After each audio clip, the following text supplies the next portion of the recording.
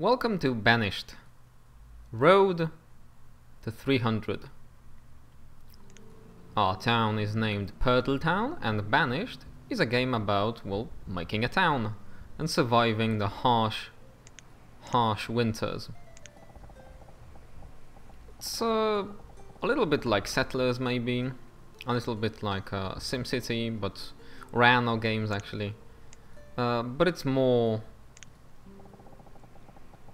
tailored to be about a small sized town rather than a growing gigantic metropolis. Although there are people who play Banished like this, just min-max everything and try to get as many people as possible, and there is no winning state in this game, so I'm gonna put a winning state in myself. That's gonna be a population of 300. And we are starting in a harsh climate and in mountainous regions, so that's gonna increase our difficulty of the game by quite a lot. So the first episode is going to be spent on laying the foundation, laying some preliminary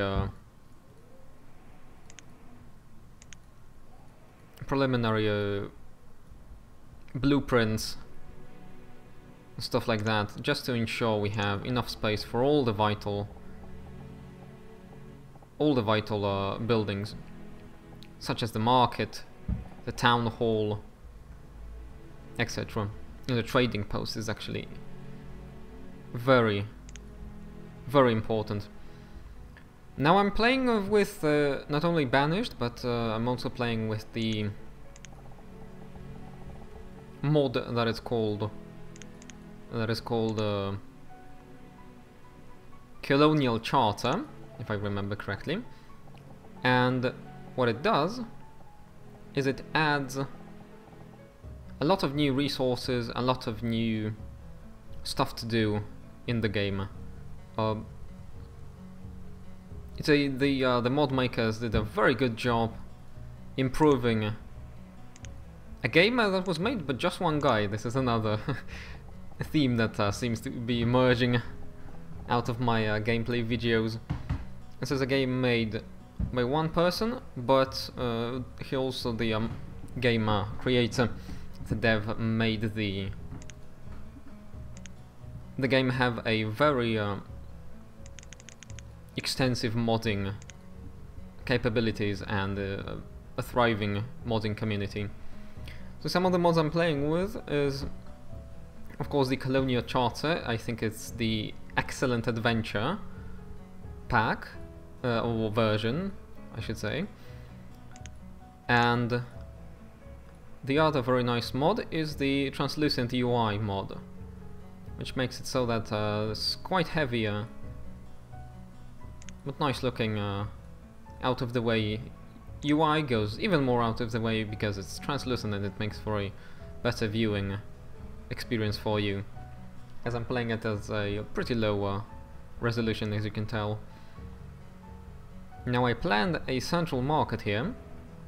It's gonna redistribute all of the resources I'm gonna gather, and I've built a boarding house. Some people start with normal houses, but they run into a problem that once you build a house, the first house, all of your food, so potatoes here, and firewood resources, or all of your reserves, get hogged by the first family to move into a finished house. So what I did instead is put down a boarding house. I'm gonna unpause in. Actually, I can unpause right now, I think. I'm gonna maybe not speed this up. And what that does is everybody's gonna move into this boarding house first, and that's gonna make everybody use the same resources. I'm planning out this inn and garden. It's a very it's not an essential building, but I do want to have a nice placement for it. I think I'm gonna put it here, and I gotta remember to pause it. The most important buildings I'm gonna build is a hunting cabin, a gatherer's hut, which I put down here in the left-hand corner to be able to take a look at the progress my guys are making on building it. Then of course the boarding house, and then I want a forester's lodge, which will make foresters cut wood, and I'm gonna need a woodcutter who's gonna make, starting from the next, I think from the next year, we're gonna make some additional firewood. That said, a woodcutter is gonna need a stockpile, and what the Colonial Charter mod adds is a very nice addition of additional stockpile types or dedicated stockpiles. So we're gonna have a wood and fuel stockpile ready. Now the next thing I'm gonna build, or for now just slate for building, plan out, is gonna be a blacksmith. It's gonna go somewhere here, maybe here. This looks like a good place. Or maybe back here near our first nice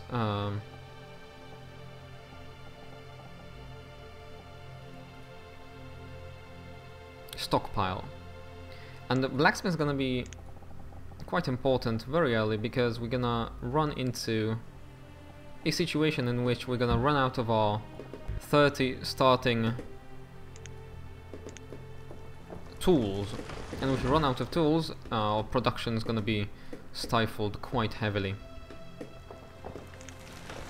What I'm also gonna do already is put down a dirt road leading around this market here. This is gonna be where most of my guys are gonna, or gals, most of my people, villagers, are gonna go through. Now, here is a trading post. We're gonna need that for trade, because we started without any cattle, and cattle is vital for our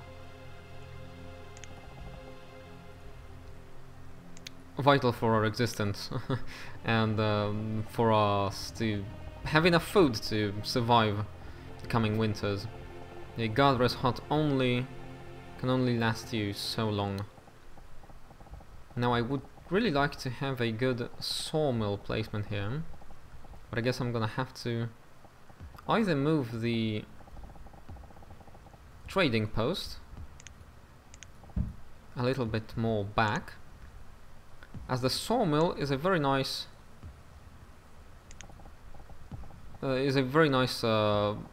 fuel production facility.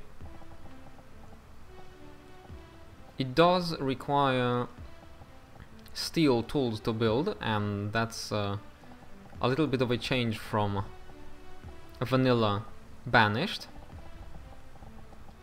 as in steel tools come a lot later in the game. You have to upgrade, you have to make a technical upgrade to your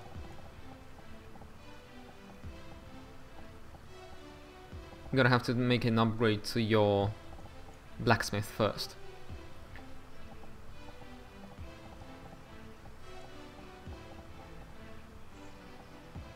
There's always that's one tile that prevents me from placing the sawmill there, but I also see that my gatherer's hut and the boarding house are getting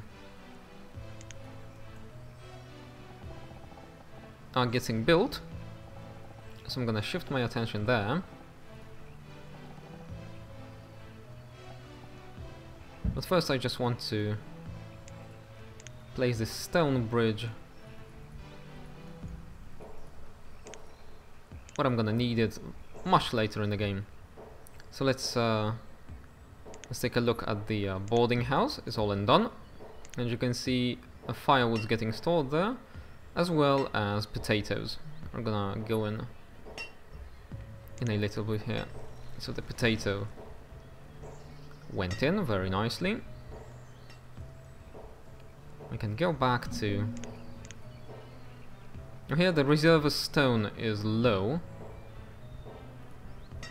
Something ate up our stone reserve, and I'm not quite sure what that was.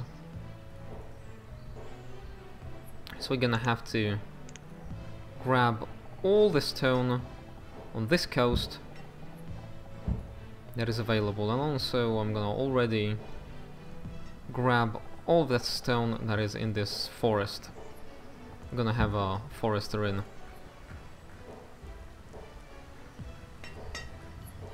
What ate up our stone? This is... I thought I had quite a lot of it, but apparently that wasn't the case. We do have enough stone to finish up this gatherer's hut, so that's good. I think I can speed up just a little bit. I went back with my trading post placement. I'm gonna allow for a little bit of leeway with the placement for future bridges. Also want to take a look at what we're dealing with here terrain wise. This is a mountainous region, so all these valleys mean that we're gonna have a little bit of a problem maintaining a good agriculture. Let's go back to the coastal region. Let's see if I can squeeze a watermill near our trading post. I don't think that's gonna be possible here. Maybe down here. There's always that one tile. That one tile.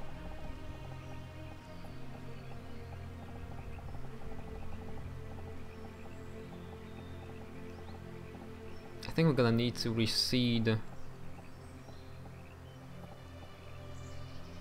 Oh, there we go. This should work.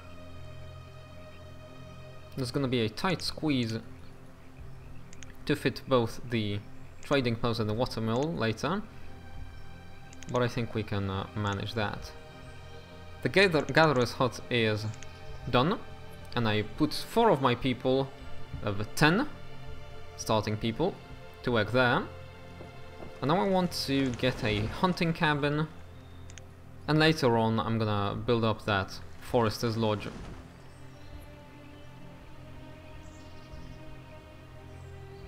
You do want to keep a lot of laborers ready, because if somebody dies, and they die quite frequently and quite randomly, somebody from another job, a laborer would jump in and take the job. And there's not a very important thing with most of the jobs to replace the fallen person right away, but it is really important to have a backup teacher, as if a teacher dies, all of the students are, well, they go out of school, and all of the time spent on educating them is wasted.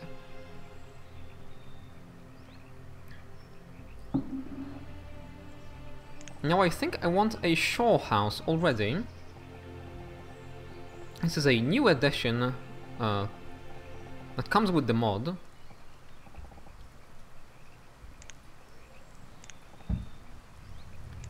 And it says that turtles, but most importantly, where is it? Where's the shore house? Is this? No.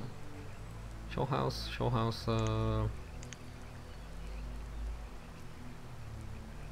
There we go. And you can dig up clay in it, and that sounds like a good investment. But this coast here is really hard to work with. All of those incompatible tiles here. Very annoying. Extremely annoying. Might fit here. We're gonna need to build a house for the shore house worker.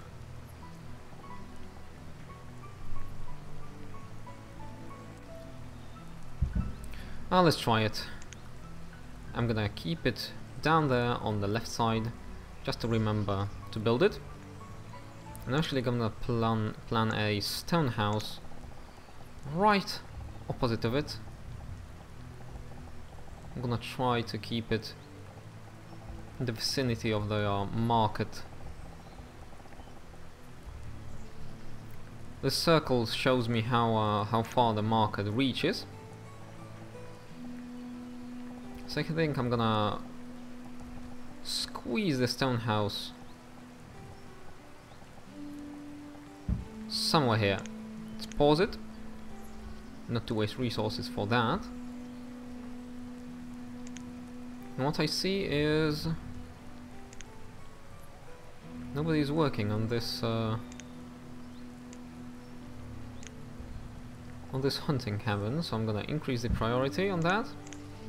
Speed things up a little bit, and maybe get some people working on that as well. Now, to have a good connection, we're gonna need a tunnel right through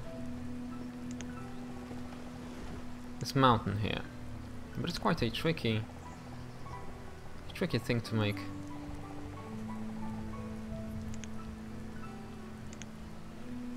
Maybe let's try a tunnel here.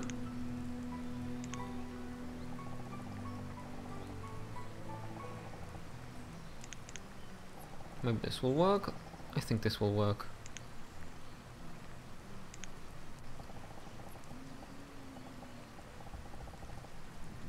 Quite a strange, I got quite a strange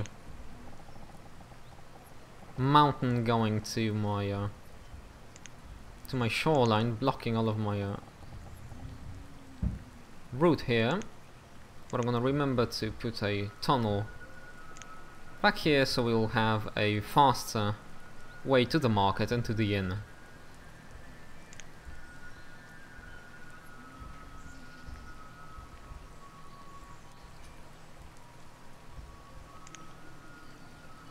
The gatherers are already getting some food, so that is always good.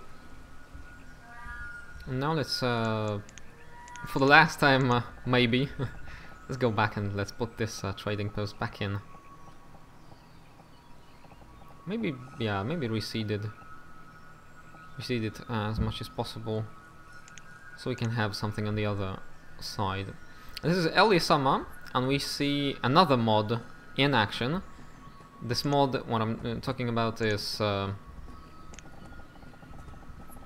called Seasonal Effects, I think. There we go. And what it does is it adds a little bit of a different coloration to the game when there is a seasonal change. So the lighting gets a little bit more red or yellow, red, warm in the summer, more orange and red in autumn, and more bluish in winter. Now we got the hunting cabin being built up, so let's unpause the forester's lodge as well. Now that all of the resources are ready in the hunting cabin, so the rest of my people gonna go and put resources into this forester's lodge instead.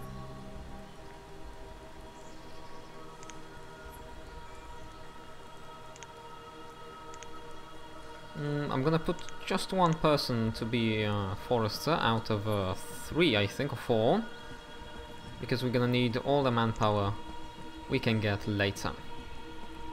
So let's remember that, what was it, that watermill on the shore here. Let's maybe put it somewhere up here. I'm a little bit concerned about the aesthetics of the resulting village, so I'm just trying to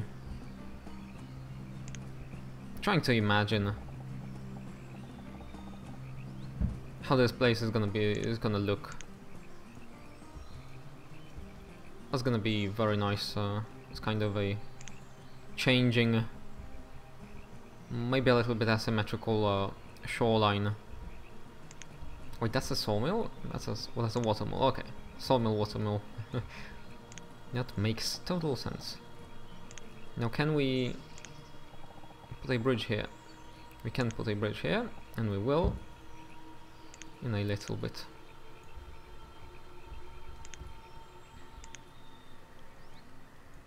Let's see. There is a couple of nice placements for one of the additions to the mod, the bank barn. And what it does is it uses